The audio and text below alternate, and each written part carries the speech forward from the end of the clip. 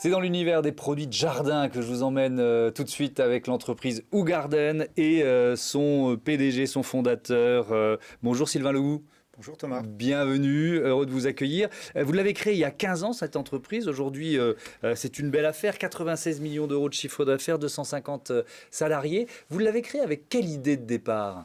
Moi, l'idée, c'était, quand je regardais autour de moi, il n'y avait pas de spécialiste de l'extérieur de l'habitat. Vous trouviez ça dans la grande surface alimentaire, vous en trouviez chez les grandes surfaces de bricolage.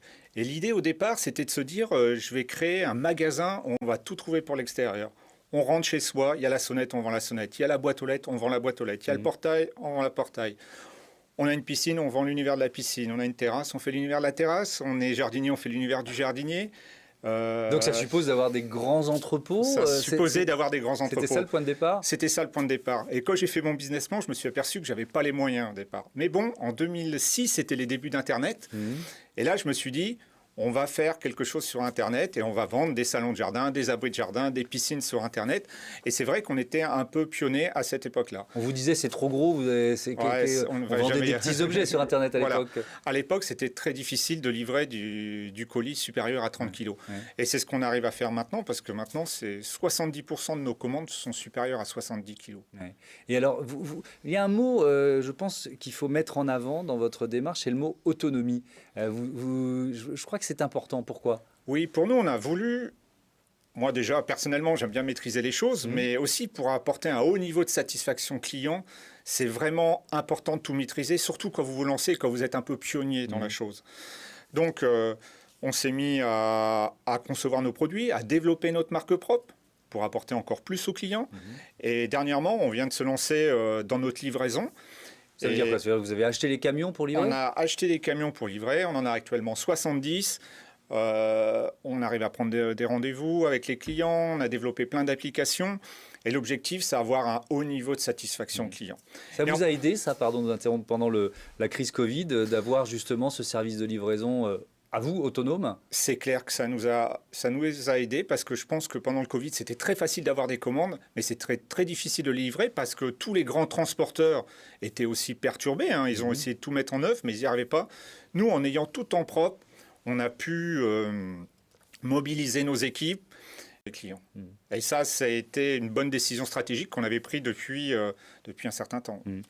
Vous êtes donc, vous l'avez dit, en train de développer le plus possible votre marque propre. Ça suppose pas mal de recherche et développement, d'innovation, ça? Oui, il y a 4 ans, on a investi dans de la recherche. On a créé un bureau d'études. C'est un peu notre écosystème, parce qu'au bureau d'études est rattaché notre service après-vente, service SAV.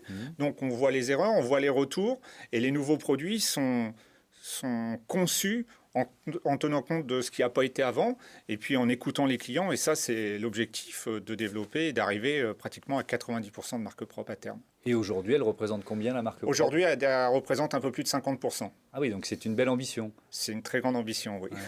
Et ça suppose de l'investissement? Ça suppose de l'investissement, mais nous, on a un peu un mode un peu frugal chez Hougarden, parce que nous, on n'a pas des fonds extensibles. Et on se dit toujours chez Hougarden, nos idées sont toujours meilleures que nos moyens, sont toujours plus fortes que nos moyens.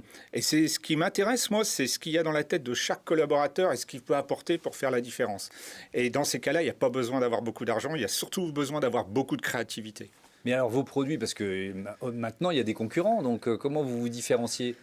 Alors, on se différencie en essayant d'apporter un peu une touche, je vais dire, d'ingénieur, des petites choses qui vont faire la différence, un design qui va être un peu différent, en regardant l'utilisation que peut faire un consommateur, essayer d'apporter un peu plus.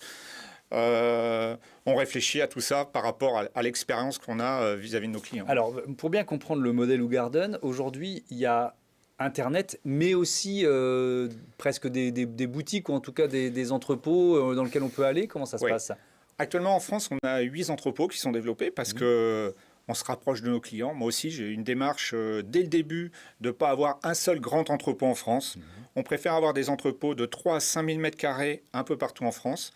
On est à côté de nos clients et à chaque entrepôt, on met un showroom de 300 m², 250 à 300 m², où on met des conseillers, des vendeurs, où le client peut venir chercher du conseil, peut venir acheter les produits, peut demander à se faire livrer, peut demander tout ce qu'il veut quelque part. Moi, j'ai jamais cru au 100% Internet. Il faut ce contact humain. Et nous, on a toujours cherché de se rapprocher de nos clients. Et je pense que c'est même important au niveau d'un point de vue écologique. Vous faites le dernier kilomètre plus rapidement. Il y a plein d'avantages à ça. Alors, vous êtes venu seul, mais si vous deviez définir votre écosystème, vous diriez quoi? Alors, notre écosystème, il est grand. Hein. C'est l'écosystème. Notre écosystème, c'est le jardin. Mais ce n'est pas que la vente de produits de jardin. À l'avenir, on est en train de travailler sur des projets où on doit maîtriser notre SAV. On doit maîtriser aussi, s'intéresser à l'écosystème des professionnels.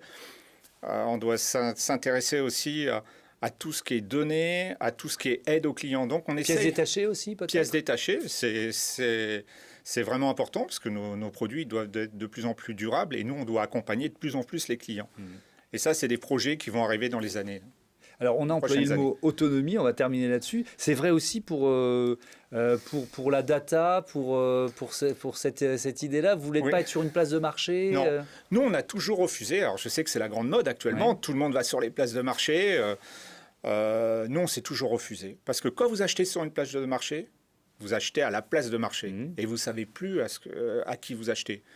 Moi, je veux connaître mes clients. Je veux avoir leurs données. Je ne veux pas les vendre à quelqu'un d'autre. Je veux mieux connaître mes clients. Donc, je veux garder mes données. Je veux pouvoir suivre quand il y a un garden. Ça, c'est quand même important parce qu'il y a tout un travail derrière qu'on fait. Et on ne peut pas le laisser à d'autres personnes, ça. Merci beaucoup, Garden, marque en croissance, puisque vous prévoyez 100 millions d'euros de chiffre d'affaires à la fin de cette année et des embauches qui vont continuer. Merci beaucoup. C'est moi. Merci beaucoup. TAC Labs, c'est le nom de l'entreprise que je vous propose de découvrir tout de suite avec son